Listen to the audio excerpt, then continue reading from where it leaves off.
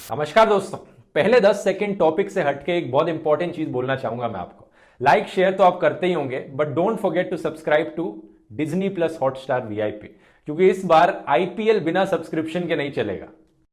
जय जवान जय किसान बड़ा पॉपुलर नारा है, काफी बार सुना होगा आपने दोस्तों, लेकिन एक्चुअली में हम लोग कितनी कदर करते हैं अपने जवानों की, किसानों की, इसका अंदाजा आप इस चीज से लगा सकते हैं कि आप में से कितने लोग इस टॉपिक को पहले से ही जानते हैं जिसके बारे में मैं आज बात करने वाला हूं। मुझे पक्का यकीन है कि आप में से आधे लोगों को तो कोई आइडिया ही नहीं होगा कि किस टॉपिक के बारे में मैं आज बात करने वाला हूं। लेकिन गलती आपकी भी नहीं है, हमारा मीडिया जानबूझकर ऐसे असली इश्यूज को दबा कर रखता है। असल में बात क्या है दोस्तों, सरकार अभी हाल ही में 3 ऑर्डिनेंसेस लेकर आई थी एग्रीकल्चर से रिलेटेड, जिसको लेकर देश का किसान बहुत गुस्सा है। स्पेशली पंजाब और हरियाणा के फार्मर्स प्रोटेस्ट करने इन ऑर्डिनेंसेस के खिलाफ सड़कों पर उतर आए हैं। क्यों ये प्रोटेस्ट कर रहे हैं, क्या चेंजेस ये ऑर्डिनेंसेस सजेस्ट करती हैं, और क्यों ये चीज हम सबको कंसर्न करती है, एक आम आदमी को कंसर्न करती है, आइए ये सारी चीजें जानते हैं आज के इस वीडियो में।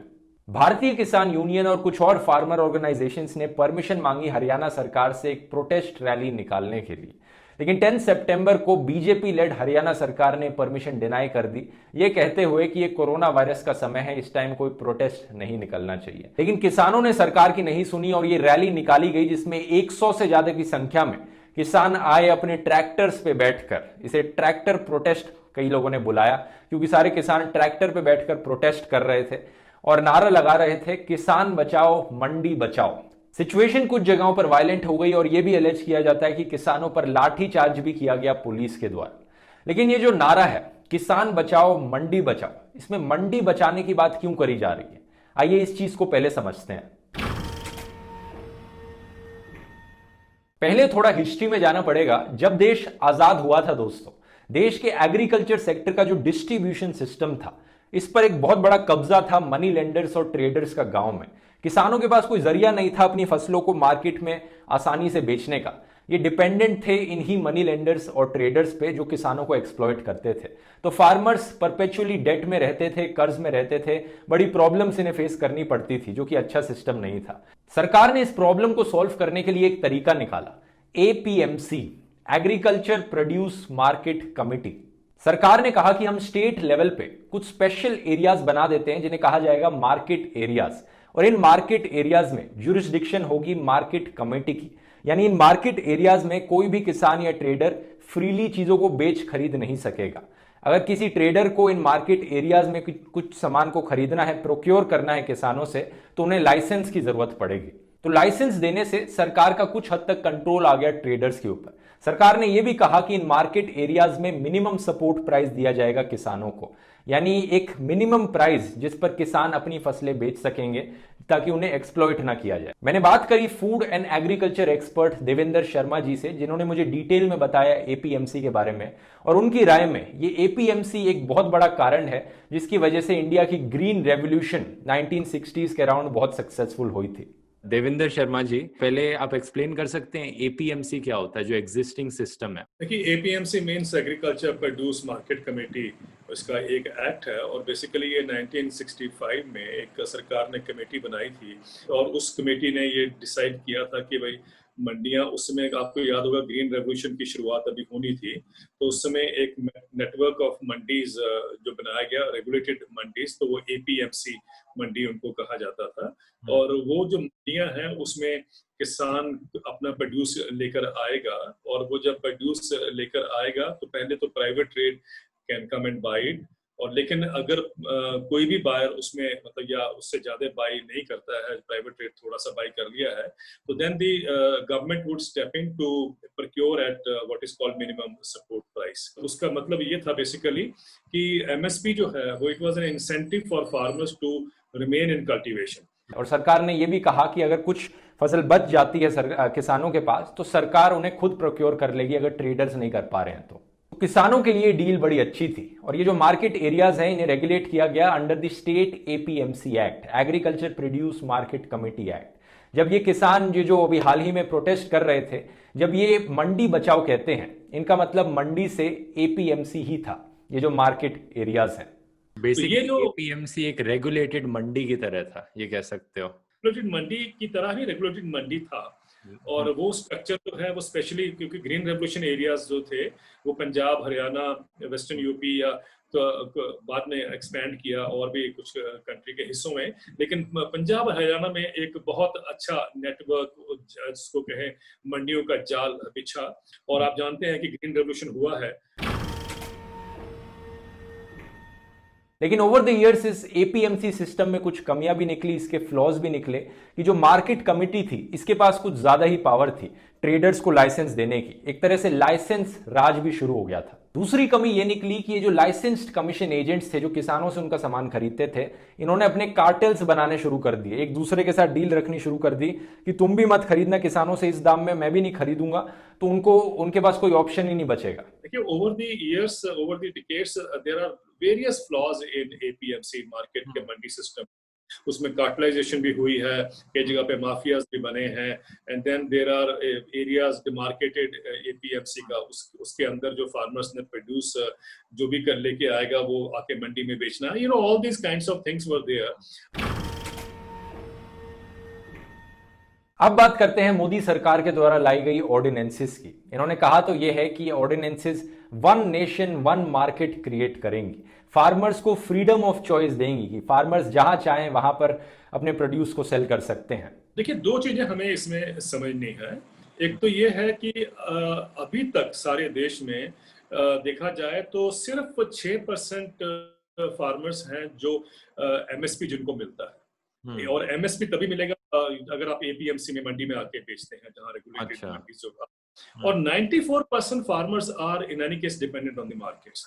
और जिस एनएसएसओ का डाटा जो मैं आपसे शेयर कर रहा हूं, उसकी एक और रिपोर्ट भी है जो बताती है हमें कि इवन 2012-13 में भी वो जो उनका एनालिसिस है उसमें भी जब उन्होंने मंडियों का सर्वे किया तो उन्होंने ये पाया कि भाई मेजॉरिटी ऑफ द प्रोड्यूस जो है वो प्राइवेट ट्रेड को बेची जा रही थी मंडी के बाहर। तो ये नहीं था कि मंडी का कोई ऐसा जकड़ जिसको कहते हैं कि हिंदी में कब जो है वो उसके नीचे नहीं था। लेकिन मैं सिर्फ उन पॉइंट्स पर फोकस करता हूं जिनको लेकर किसान नाराज है। इन ऑर्डिनेंसेस में कहा गया है कि एपीएमसी मंडीज के बाहर जो एरिया होगा उसमें किसी भी तरह का टैक्स नहीं लगाया जाएगा सेल्स और परचेजेस पर। किसानों का मानना है कि अगर सरकार एपीएमसी मंडी के बाहर खरीदने बेचने को ज्यादा अट्रैक्टिव बना देती है क्योंकि वहां पर टैक्स नहीं होगा, तो इससे किसानों के लिए एक बहुत बड़ा डिसएडवांटेज होगा। क्योंकि एपीएमसी मंडीज में सब चीजें रेगुलेटेड हैं, ट्रांजैक्शंस को अकाउंट में लिया जाता है, एक मिनिमम सपोर्ट प्राइस है। लेकिन इन मंडीज के बाहर कोई एमएसपी एग्जिस्ट नहीं करता, कोई मिनिमम सपोर्ट प्राइस नहीं है किसानों के लिए, कोई ढंग से रेगुलेट करने के लिए नहीं है कि इनको सही तरीके से ट्रीट किया जा रहा है या किसानों को एक्सप्लॉइट किया जा रहा है। मेरा अपना मानना है कि it is one country two markets, क्योंकि सरकार एमएसपी और एपीएमसी को नहीं छुआ है। तो लेकिन उसमें प्रावधान यह है कि अगर एपीएमसी के अंदर मंडी के अंदर खरीदेंगे तो उनको जो मंडी टैक्स है वो देना पड़ेगा। और लेकिन अगर प्राइवेट कंपनी मंडी से बाहर खरीदती है तो उसको टैक्स नहीं देना पड़ेगा। तो वो जो ट्रेडर है या जो कंपनी है वो चाहेगी कि मैं बाहर विदाउट टैक्स पे करके मैं खरीदूं, and gradually people will move out of the mandis. और उससे क्या होगा कि mandis will start becoming redundant. और जब मंडी खत्म होगी या मंडी सिस्टम जो है कोलैप्स कर गया तो ऑब्वियसली जो एमएसपी जो मिलता था किसानों को जिसकी एश्योरेंस थी वो भी आस्ते आस्ते उसका भी रेशियो है वो कम होता जाएगा। प्रोटेस्ट करने वाले किसानों का कहना है कि ये ऑर्डिनेंसेस कॉर्पोरेटाइज कर देंगे इंडिया के एग्रीकल्चर सेक्टर को, जहां पर बड़ी बड़ी कंपनीज अपनी मोनोपोली जमा सकेंगी इंडिया के एग्रीकल्चर सेक्टर पर और किसानों को एक्सप्लॉइट करना और भी ज्यादा आसान बन जाएगा। इसका एक बहुत अच्छा रिसेंट एग्जाम्पल है जहां पर पेप्सी ने कुछ फार्मर्स को कोर्ट में जाकर सू कर दिया था गुजरात में। देश में ज्यादातर किसानों के पास इतनी नॉलेज नहीं है कि ये बड़े बड़े कॉन्ट्रैक्ट्स पढ़ पाए जो मल्टीनेशनल कंपनीज बनाएंगी और इनके साथ लीगल बैटल्स में फाइट कर पाए। कई एक्सपर्ट्स ने यह भी सवाल उठाया कि सरकार लोगों को बेवकूफ बनाने की कोशिश कर रही है कि ये ऑर्डिनेंसेस फ्रीडम ऑफ चॉइस देंगे, क्योंकि किसानों के पास ये फ्रीडम ऑलरेडी एग्जिस्ट करता है, वो जहां चाहें अपनी फसलों को बेच सकते हैं। और ये कहा जा रहा है कि साहब वन कंट्री वन मार्केट जो है उससे किसान जाके कहीं भी बेच सकता है और उसको हायर प्राइस मिलेगा। तो लेकिन सारा सवाल ये है कि अगर 86% किसान भारत के ये तो एक डिस्ट्रिक्ट से दूसरे डिस्ट्रिक्ट में जाके अपना प्रोड्यूस नहीं बेच पाते हैं, तो इनको एक्सपेक्ट कि वो चंडीगढ़ से जाके बैंगलोर में बेचेंगे या बैंगलोर से लाके छत्तीसगढ़ में बेचेंगे, वो तो पॉसिबल नहीं है। तो जैसा देवेंद्र जी ने कहा, ये जो पूरा इशू है ये मोटे मोटे तौर पे free markets versus regulated markets का इशू है। और ये इशू ना सिर्फ इंडिया में एग्जिस्ट करता है बल्कि कई डेवलप्ड कंट्रीज में भी देखने को मिलता है, जिसकी वजह से आप जानकर हैरान हो जाएंगे कि फ्रांस जैसी डेवलप्ड कंट्रीज में भी, अमेरिका जैसी डेवलप्ड कंट्रीज में भी फार्मर सुसाइड्स बढ़े जा रहे हैं और एग्रीकल्चर क्राइसिस से डेवलप्ड कंट्रीज गुजर रही हैं, क्योंकि इन कंट्रीज में भी बड़ी बड़ी मल्टीनेशनल कंपनीज को एक तरह से मोनोपोली मिल गई है, जो फार्मर्स को वहां पर एक्सप्लॉइट कर रहे हैं और जो छोटे फार्मर्स हैं उनको सबसे ज्यादा नुकसान सहना पड़ रहा है। और दूसरा एक और है ध्रुव जी, कि आप देखें कि इंग्लैंड, अमेरिका, यूरोप, सबको देखें, ये रिच कंट्रीज जो हैं, डेवलप्ड कंट्रीज हैं, इनमें तो जहां से हम ये मॉडल लेके आ रहे हैं हिंदुस्तान में, वहां पर तो ये मॉडल फेल हो गया। Since 1960 farmers income in America has been a steep decline. In fact, American agriculture and European agriculture is surviving on agriculture subsidies which the governments provide. I think we must understand कि जब model वहां पर काम नहीं किया, how will it succeed in a country like India? Neo liberalism एक ऐसी ideology है, एक ऐसी विचारधारा है जो फ्री मार्केट्स में विश्वास रखती है। यूएसए में आइडियोलॉजी सबसे ज्यादा देखने को मिली है। और फ्री मार्केट्स का मतलब बेसिकली ये है दोस्तों कि जहां पर सरकार इंटरफेयर ना करे, बिजनेसेस जैसे ऑपरेट कर रहे हैं उन्हें ऑपरेट करने दिया जाए, जो कि सुनने में ऊपर ऊपर से काफी अच्छा लगता है सुनने में, लेकिन अगर मार्केट को आप बेसिकली ओपन छोड़ दोगे, जो बिजनेसेस जैसा प्रॉफिट कमाना चाहते हैं वैसा कमा सके, तो ये ओवरऑल इवेंचुअली अच्छा नहीं होगा सोसाइटी के लिए, दुनिया के लिए। क्योंकि अगर बिजनेसेस, ये बड़ी बड़ी कंपनीज बिना सरकार के रेगुलेशन के ऑपरेट करेंगी तो ये सिर्फ अपने प्रॉफिट के बारे में सोचेंगी, और अगर इनका ध्यान सिर्फ अपने प्रॉफिट पर होगा तो पर्यावरण, एनवायरमेंट का ध्यान कौन रखेगा? उसका सत्यानाश हो जाएगा, जो कि आज के दिन दुनिया भर में होने भी लग रहा है। In America, I must give you one example, कि मेरे को एक किसान ने एक ट्विटर पे लिखा, फिर मैंने उनसे वो किया, चर्चा की। वो किसान कह रहा है कि 2018 में जो उसने कॉर्न बेची, उसका जो प्राइस जो उसको मिला है 3.4 बुशल के आसपास मिला है पर बुशल। वो कहता है कि मेरे फादर ने जो 1972 में जो कॉर्न बेची थी उससे वो कम।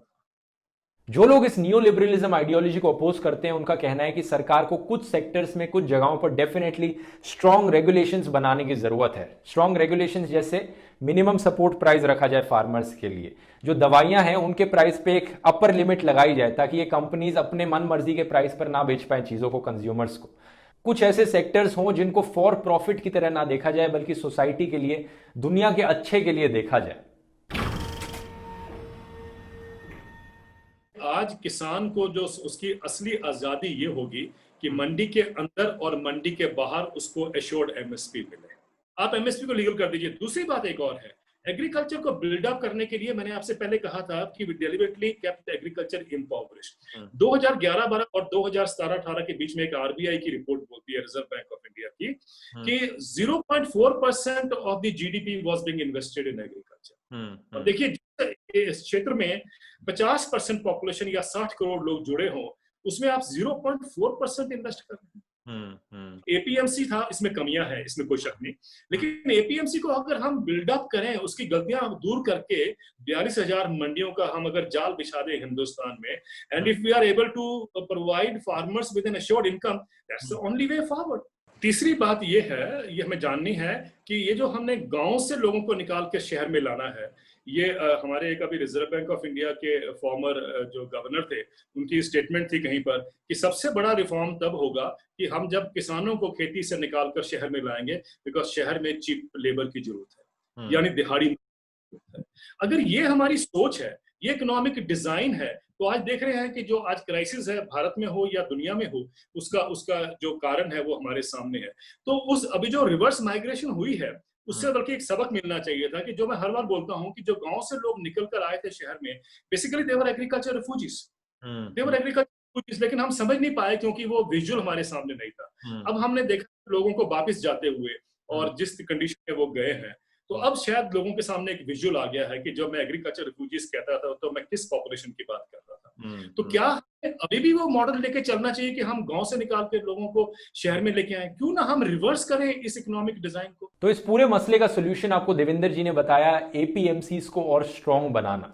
जो फार्मर्स प्रोटेस्ट कर रहे हैं उनकी 4 मेन डिमांड है। पहला, इन ऑर्डिनेंसेस को रोल बैक किया जाए। दूसरा, जो एपीएमसी मंडी मार्केट है उसे प्रोटेक्ट किया जाए, तीसरा इनके लोन्स को क्लियर किया जाए और चौथा एक नेशनल लॉ बनाया जाए जो एमएसपी को at least 50% more than the weighted average cost of production set करता हो।